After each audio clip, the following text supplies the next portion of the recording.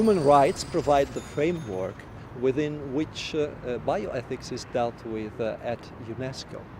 That is to say that UNESCO address bioethical issues at a global level, trying to provide a path for reflection and maybe shared solution in order to properly cope with the main ethical issues raised in the field of development of biomedical science as applied to human life. And new risks of discrimination and stigmatization are the backside of some developments in new medical sciences, and we are trying to address it using non-discrimination as a conceptual umbrella. This is the work we have in front of us.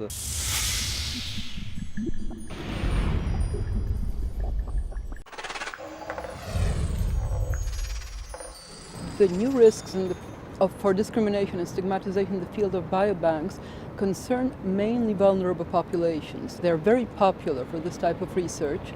Often they do not want to participate in them because of the fear that they will have some kind of stigmatization attached to it. However, the problem is that they do not participate, they cannot also get the benefits. And on the other hand, if they participate and if the results are in some way unacceptable to them, which may happen, again there is the risk of stigmatization.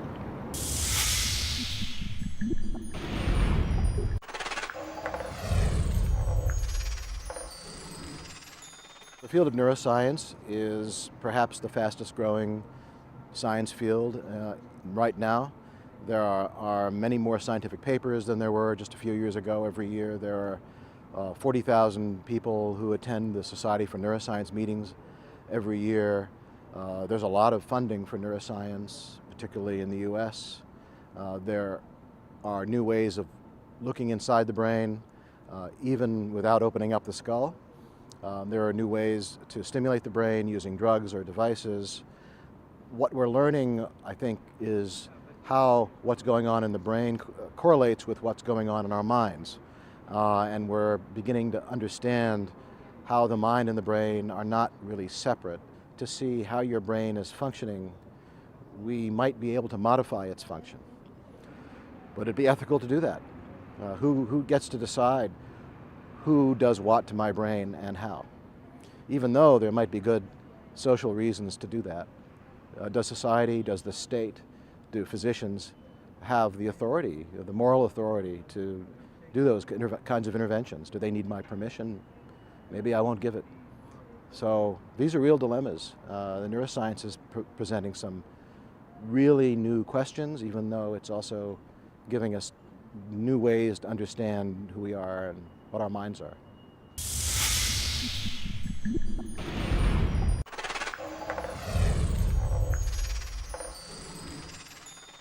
The first thing to remember is that in the long run, nanotechnology will be most useful for people in the developing world, where 80% of human beings live. And so we should be thinking with that lens of people from the developing world. Patents are being created around nanotechnology in the rich countries. So they're increasing the disparity in power relationships between the rich and the poor.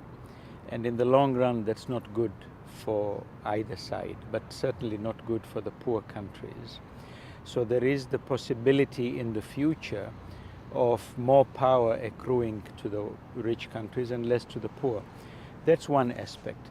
There are also scenarios in which people are talking about the use of nanotechnology to increase military power. That again can cause the same kind of power imbalances. There are also issues that people are talking about with regards to enhancement of human capacity. And not only at a national level, but also at individual levels. If you have some people that have been enhanced in some way through nanotechnology and not others, that can lead to situations of discrimination. People who are enhanced might end up being discriminated against or those who are not enhanced. A lot of the scenarios that we are imagining today may not occur. However, it is important to think about, in my view, particularly the power relationships that nanotechnology can make worse than it is now.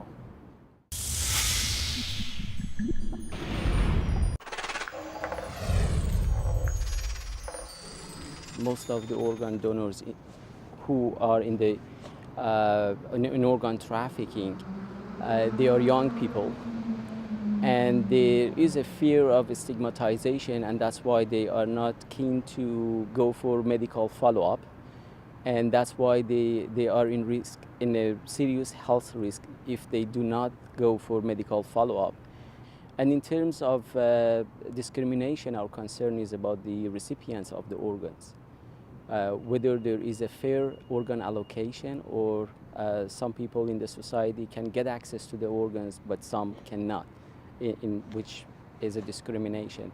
But the most concern is about exploitation of the poor people in organ trafficking, because it leads to exploitation, it leads to inequalities, it leads to injustice in organ allocation, and that's why we are concerned about.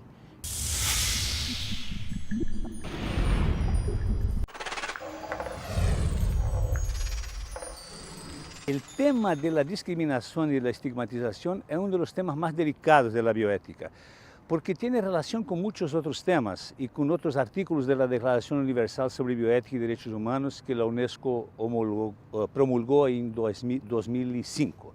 El problema que es el desarrollo científico y tecnológico, y muchas veces es antidemocrático, por caro, por inaccesible para la mayoría de las personas. Es fundamental que los países desarrollados tengan la iniciativa de organizar, de pasar tecnología, de organizar fábricas, por ejemplo, de antirretrovirales en países en vías de desarrollo, en países pobres, como el África, por ejemplo.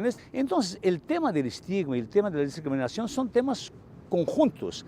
Cuando hay estigma, hay discriminación. El problema mayor en el caso del HIV y SIDA es la inaccesibilidad de las personas pobres, y hoy la mayoría de las personas con este tipo de enfermedad son personas pobres, excluidas sociales. El tema más delicado es la inaccesibilidad a medicinas nuevas, antirretrovirales de última generación, caras.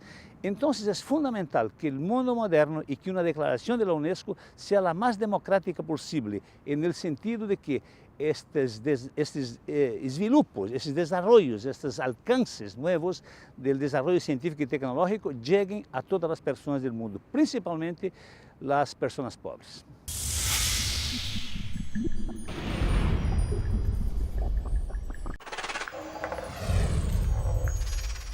Access to drugs has been like a chronic problem, a problem that has been there. But as it gets worse with time, we need to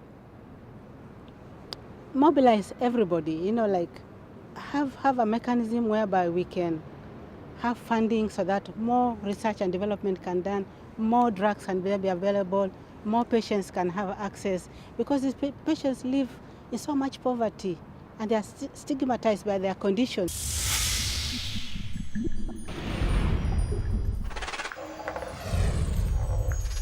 Non-discrimination is an issue that we really need to take care of. It is very important that when one reaches a stage of human rights, that we do not step back. However, it's so easy to step back. And non-discrimination is one of the issues. Now, with the scientific developments, it is becoming such an important issue that in a more dangerous way, in a more subtle way, but still in a more aggressive way, we can be now discriminated, or future generations can be discriminated. And it is one of the main articles on the UNESCO's Declaration on Bioethics and Human Rights. Therefore, now the scientific community needs to be aware, or even more, really own the principles, the ethical principles in the research. Do we want to be the persons or the institution that is going to stop scientific research? No, not at all. However, what we do need to do is to make sure that scientific research is conducted in ethical grounds, and that therefore humanity can reach better stages of well-being without, again, going against their human rights. But research is needed. We also need awareness. And that has another responsibility. What are we communicating? How are we communicating it? And how are we informing the people? It's just like a journalist. You need to document, and then you need to make the information accessible. It is democratic to enjoy the benefits of science, and it is democratic to know also what science can bring against the human rights